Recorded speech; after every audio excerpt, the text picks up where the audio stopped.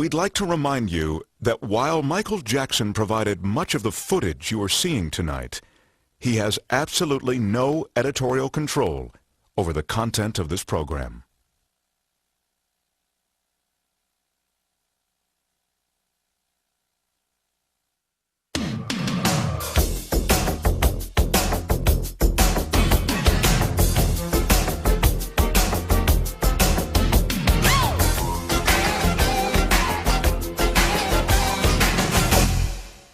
In the past hour, you've seen a British journalist ask some tough questions. What hurts you most? When they lie, the lies, they're complete lies. And some tougher questions. You had sex with Debbie. Yes. I know that's difficult for me to say because you're so embarrassed. You're about to hear Michael Jackson's family rally around him, voicing their support. They can go and talk to these children all they want. They're not going to find anything. What they need to do is leave him alone. And voicing their disagreement. I hear Michael saying that he's lonely, but back in those days, Michael had his brothers. He had all his brothers to play with. You've seen Michael's ex-wife come forward for the first time with expressions of emotion. I'd never seen that happen. And that's what made it wonderful for me. And expressions of strength. I cannot leave my children. My children are with their father, where they're supposed to be. But most of all, you've seen Michael Jackson's own private cameras catch the good, I think God outdid himself when he created children.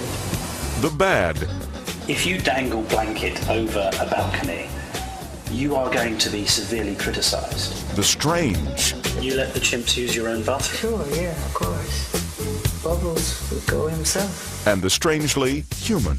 I am Peter Pan. Oh, you got your Michael Jackson. I'm Peter Pan by heart.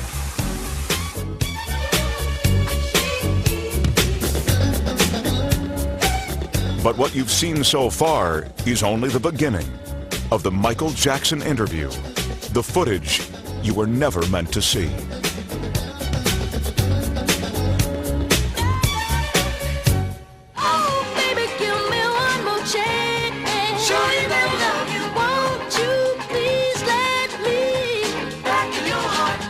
In addition to revisiting the interviews with Michael Jackson that were contained in the ABC special, we've also asked members of the Jackson family to comment on the information that the special chose to include.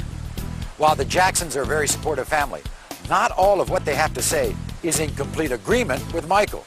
And many of the comments you'll hear have never been revealed publicly until now. We tried to get above all of this, the way of being united together. We don't like what some of the things are being said out there, but when you're number one out there all over the world, you get those kind of pot shots at you at all times. You've been so successful and you've amassed so much wealth. You never need to work again. And yet you don't seem to be able to enjoy it. It seems that you're restricted somehow. I enjoy it through my children. I enjoy But I'm it. talking about you. You just don't seem to enjoy it. Enjoy what? Enjoy your success. Enjoy your wealth. It's hard to, I can enjoy it behind my gates, but I can't go out and enjoy it because it becomes work all over again. Working has been Michael's life from the time he was 5 years old. And as we've already seen, missing out on his childhood continues to affect him to this very day.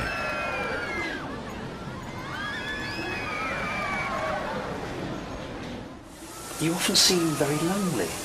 Is that true? I used to be very lonely, painful lonely. So, you have no idea.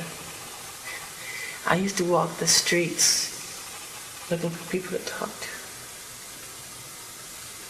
I hear Michael saying that he's lonely, but back in those days, Michael had his brothers. He had all his brothers to play with. Yeah, all of us. Oh, and so, you know, and the kids that he bought all the candy around, he buy so much candy, and kids would be in a circle, standing around in a circle, and they all be eating candy off the allowance I had given him.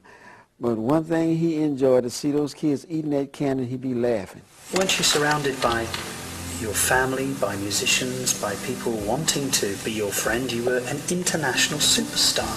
How can you say you had no friends? Because those people spoke to me on a language on another level that was musical, that was entertainment, but to get away from that, to separate oneself from that, and to try to discover the fun things about life. When do you feel lonely?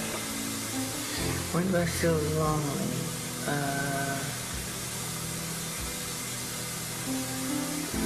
I mean, I can be, usually in hotels when there's thousands of fans chanting, you're out in the street, they're using sleeping bags and they're chanting how much they love you and everything, and you can't get out, you feel trapped inside, and you just cry, you feel lonely, And there's all that love out there, but still you really do feel trapped and lonely, that you can't get out. And if you go to a bookstore, if you go out, if you go to a club, which I don't like clubs, every book you buy, they want to know, why are you buying this? Why is Michael Jackson buying this? Why is he reading this? Or you go to the club, as soon as you go in there, every song is my song, as if I want to hear my music. And everybody starts chanting for me to dance. So it becomes a show all over again. So you can't go anywhere. So wherever you go, you know. That's not much of a life, is it? I know, it's difficult. And I don't want to complain like I'm complaining, because it comes with the territory, but I don't think people understand the other side that comes with it. So they're so quick to call you strange and weird, but it's almost as if you're forced to be different, because it's not normal life, you know? I can do the normal things, go to the store and buy a piece of bread, a piece of candy or something. He can't do that. So that would cause you to become a recluse or to sort of be withdrawn. Do you not sometimes wish that you could go to the local store and of course buy yourself some food and come back, or of go to a course, bar? I want to go to the market, like one of those markets, and take one of those carts and throw some food in there and go down the aisle. I would love to do that. Can you do that? No, of course not. Of course not.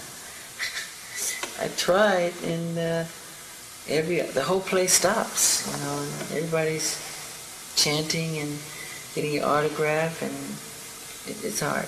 It doesn't work. That's why I love putting on disguises.